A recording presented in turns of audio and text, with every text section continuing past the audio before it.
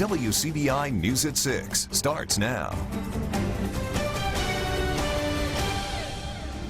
Good evening, everyone, and thanks for joining us.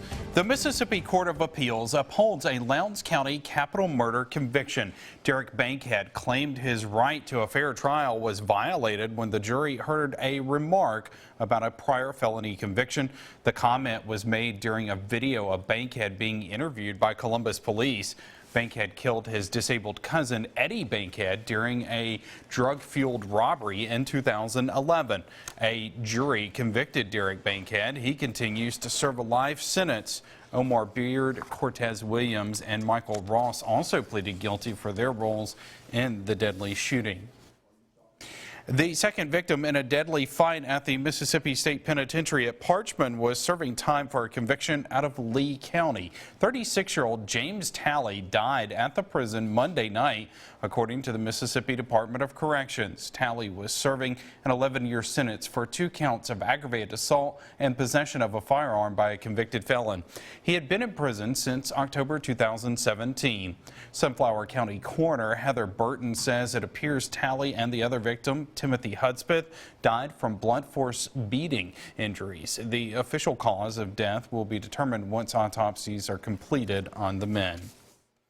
A former Calhoun County sheriff passes away. Billy Hitt served as sheriff for Calhoun County from 1992 to 1995. Hitt also served in the Air Force before joining law enforcement. He died Tuesday. A funeral service will be Friday at 11 a.m. at Parker Memorial Funeral Home, Bruce Chapel. 2 people escaped from an early morning house fire in Columbus. The blaze happened in the 2400 block of Walnut Avenue about 1 a.m. Spokesman Joe Dillon says the home had moderate damage from the flames. No one was injured in the fire. The cause of the blaze remains under investigation. When fire happens, firefighters are often the first on the scene, but sometimes the next person is your insurance agent. The National Fire Protection Association reports there are almost 400,000 house fires every year in the U.S. Our Cash Matlock has more on what happens when the smoke clears. Being a firefighter comes with a lot of challenges. Guy Vester Dobbs Jr., a captain at Aberdeen Fire Department, faces those challenges head-on every single day. He's trained to arrive on scene, assess the situation, and form a plan of action. But his toughest obstacle isn't always the fire. When someone loses everything, you lost all the material things, but you still got life, you still got hope and prayer. Those who don't have family or friends in the area will often lean on first responders for emotional support. Most of the time when you got a house fire, families are very hurt and hysterical, crying. And sometimes their first phone call is to their insurance agent. So they will sometimes call my cell phone and we tell them the steps to take. We also, once we give them our claims department number, we go out there and personally check on our customers as well. Patricia Reese Howell has been in the insurance business for almost 30 years now. She sees her clients as more than just a job. You really become not only an insurance agent, but you're that person who's there for them to comfort them. It doesn't end at 5 o'clock in the afternoon. It doesn't start at 9 o'clock in the morning or 8 o'clock in the morning. It's a continuous thing. When a home is ruled a total loss, the claims process can be lengthy. People really have to itemize what they had in their homes. When disaster strikes, agency manager Robert McGowan says it's always good to have a plan. A huge percentage of the population's biggest asset is their home. So it's vitally important to protect it. Captain Dobbs says with or without insurance, many fire victims rely on help from organizations like Red Cross or members of the community. Kindness and love goes a long way. A total loss claim can take anywhere from 3 weeks to 3 months to process. Temperatures right now in the upper 30s and low 40s. The sky has become overcast, and like the last few days, we have a lot of cloud cover out there. And temperatures will be gradually cooling through the 30s this evening, only down into the middle 30s by 11 o'clock. But we stay dry for the evening. As we wake up tomorrow, there will be some showers around. Can't even rule out maybe a few sleet pellets too. But we have dry air protecting us now. Look how close the rain is in the Delta and Arkansas, Louisiana. This is having a very difficult time moving to the east, but it will be in here tomorrow. Sometime in the morning into the afternoon and the evening, 46 degrees, we'll call it. A day in the 40s with some heavier rain maybe in the afternoon and the evening hours there. So there you go. There's your forecast for your Thursday. I'm back with the full forecast in just a few minutes. New at 6, the North Star Industrial Park in Octomahawk County is getting the attention of developers. Today, Golden Triangle Development Link CEO Joe Max Higgins spoke about the progress being made at the park and proposals for future projects. Higgins is asking city and county leaders to consider building a TVA pad, a spec building, and invest a $1 billion project called Project Trinity. Funding for the TVA pad and spec building will come from the existing bond revenue from the park. Higgins says they are still looking for money for the Project Trinity. The TVA pad project's 100,000 square feet. In a perfect world, we'd find a company to come in, want to take the pad and build a building of at least 100,000 square feet on it, employ people. We think advanced manufacturing would go there. The spec building, which is next door to it, that'll be, you know, that's a building that's built, doesn't have the interior built for it. So, but everything's there. In other words, the roof's there, the walls are there. You come in, you finish the building out like you want it. And then on the bigger project that's looking down at the west side, it's just a huge capital investment, good pay, but probably the winner there is the capital investment that it makes and the taxes that it would pay to the city and the county and the schools. Gear Manufacturing is set to move into the new park. Higgins says they're also in the process of building a sign, entrance, and water tank at the park.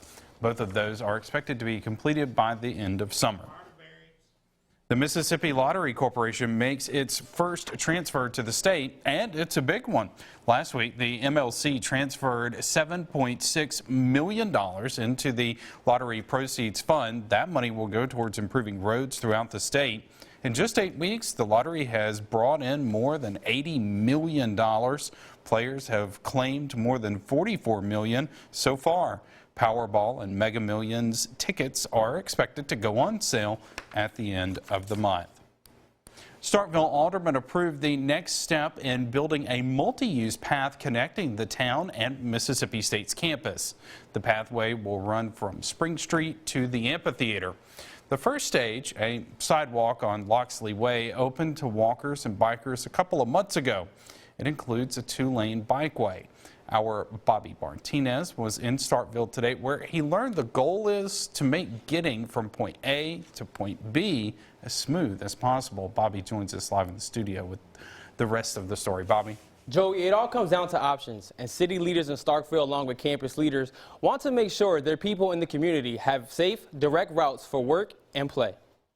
I can remember not that long ago when people were going sidewalks to nowhere. It is a priority for Starkville Mayor Lynn Spruill, making transportation for students and residents as smooth as possible by offering multiple ways of getting about, because as you well know, we're looking at autonomous vehicles in our future. We're looking at bicycling, we're looking at scooters, we're looking at any numbers of ways for people to get around. Change. That is something Spruill says she focuses on when it comes to remodeling the city of Starkville, especially when it comes to the infrastructure. Well, it's a quality of life issue for us, and so students, millennials, the kids that we want to come to school and then stay here find sidewalks and pedestrian access and bicycling and that sort of thing very attractive element to a community. It's also important for retirees. Ada Dickey says she uses the downtown sidewalks all the time. I really enjoy walking my dog, especially in the downtown area, because there's sidewalks on both sides and there's not a whole lot of traffic or anything. So we always have a smooth and easy walk where we can just walk up and down the street about 2 miles or so. It's especially easy now. I'm also a big bike rider. I like to walk around a lot, and I really noticed that the city of Starkville is taking more of an initiative to kind of provide some more pathways and walkways for bikers and pedestrians as well. So it's a lot easier to get around that way. I'd say it's pretty cool just because it promotes fitness and also just getting out there. You know, love the beautiful Mississippi weather, so might as well take it in at some point throughout the day. Spruill also says she has a lot of plans coming this year for the city of Starkville to build a brighter and a better infrastructure for the city of Starkville. Joey, back to you. An area coach is taking his skills to the international stage to help cancer patients here at home. We meet him when we come back. You're watching WCBI's News at 5 with Joey Barnes. Welcome back, everyone. A North Mississippi track coach is lacing up his running shoes for an international run to help St. Jude. Murray Collum will run the Berlin International Marathon in September. Collum has taken part in marathons in New York City, Chicago, and Memphis, and is looking forward to training and raising money leading up to the September race.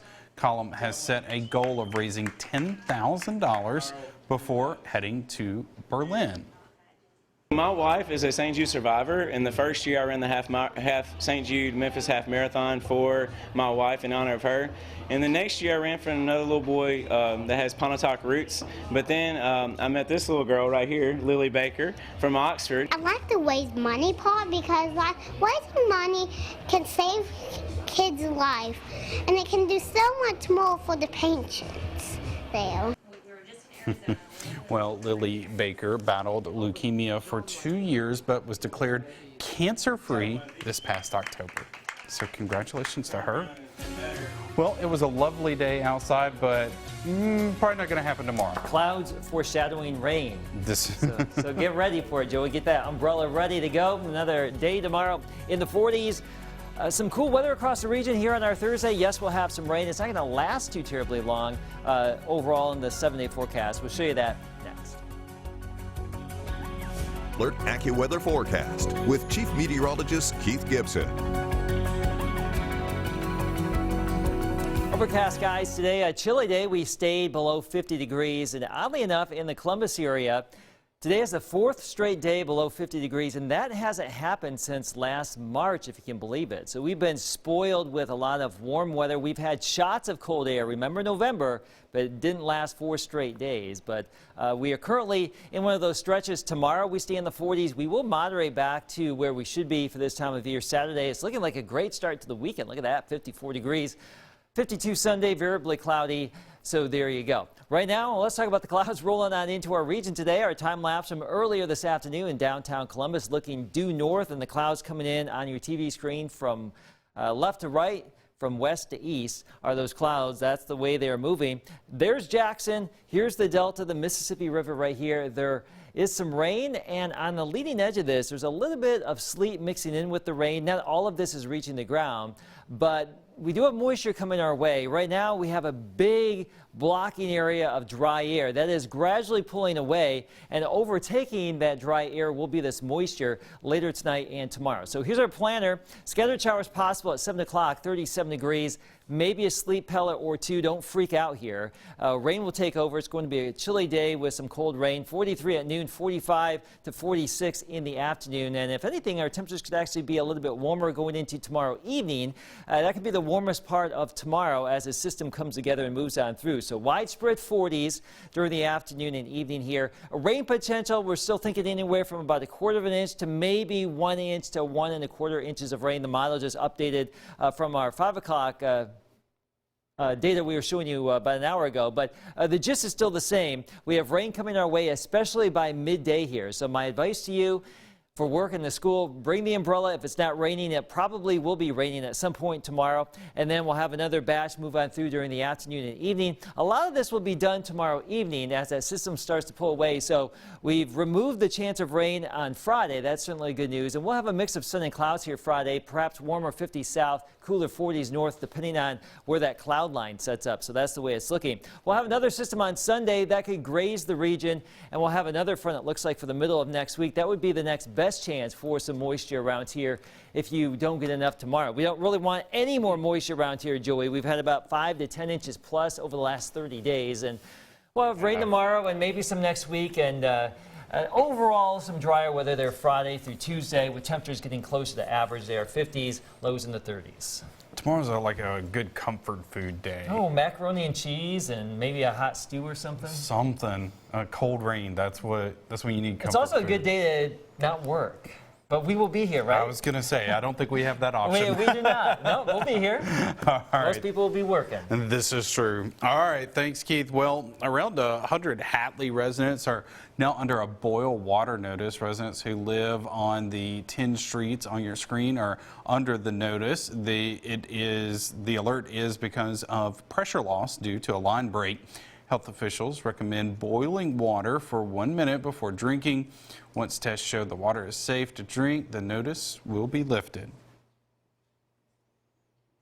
Next in sports, MSU head coach Mike Leach rounding out his staff with an official hire this afternoon. More on State's new defensive coordinator after the break. CBI Sports with Courtney Robb is brought to you by your local Ford dealers. Go further. Plenty of unofficial hires to Mississippi State head coach Mike Leach's new staff. However, one is official, the hiring of former San Diego State assistant coach Zach Arnett as State's newest defensive coordinator. 11 days ago, Arnett was named as the newest DC at Syracuse. Now Arnett has rerouted south to lead the Bulldogs defense under Coach Leach. The Aztecs defense sat in the top 10 for 7 different categories last season, including rushing defense and total defense.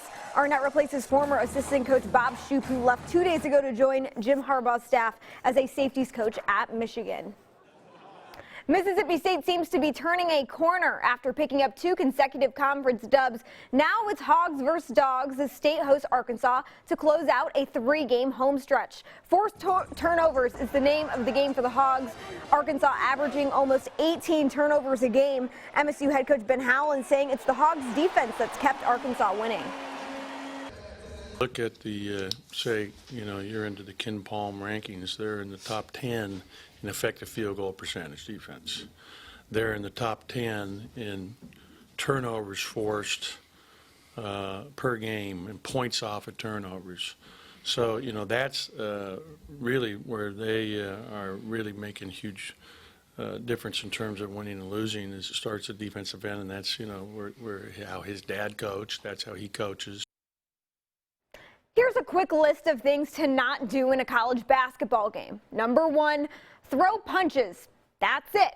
Somehow the players in the Kansas State-Kansas game Tuesday night could not refrain themselves from doing just that. Kansas head coach Bill Self announcing that forward Silvio DeSouza has been suspended indefinitely for his role in the fight. The Big 12 confirming that DeSouza will be out for 12 games. The tussle broke out after DeSouza blocked a shot in the remaining seconds of the 81-60 win against Kansas State. 4 total players have been issued suspensions.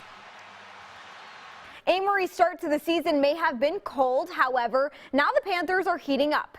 Amory now the winner of 8 straight games. Head coach Brian Pearson saying it's no coincidence that the reason behind the team streak is players settling into their roles. Starting with junior point guard and floor general Jamerson Martin. Our athlete of the week was the best player to touch the floor in the Monroe County tournament. In 3 wins, Martin had 11 points versus Hatley, 40 points versus Aberdeen, and 21 points in the final against Smithville.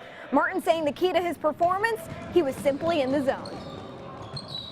Everything was just clicking, and I felt I just got hot, and my teammate just kept me striving, just told me just keep taking my shots. So I just listened to my teammates and just kept taking my shots. I watch Kentucky a lot, and I just watch the point guards. I watch guards like my height, so when it's my time to play at college, I know what to do and my performance and stuff. Panthers will attempt to keep that streak intact as they travel to Nettleton this upcoming weekend. Well, in other news, while coaching changes are happening at Mississippi State, former Hatley head football coach Ken Adams is on the move and headed 32 miles north. The news first reported by the Daily Journal that Adams will be the Mantachie Mustangs' newest head football coach. Adams takes over at Mantachie after finishing his 3 seasons at Hatley with a 13-21 overall record, replacing former 6-year head coach T.J. Sego. A lot of coaching news today, Absolutely, a lot of coaching news. They got that new DC at State. that position probably the most important actually for Mike Leach to fill. Yeah, no doubt. And you never know what's going to happen in the coaching business. No job security whatsoever. All right, we'll be right back. Stay with us. All right, happening this weekend, it's WCBI's 27th annual Bridal Showcase and Fashion Show. Doors open at 10 Saturday morning with the fashion show starting about 12:15. Tickets, they're just $15 and you can get them at the door. And this is the perfect place to get ready to start planning your big day.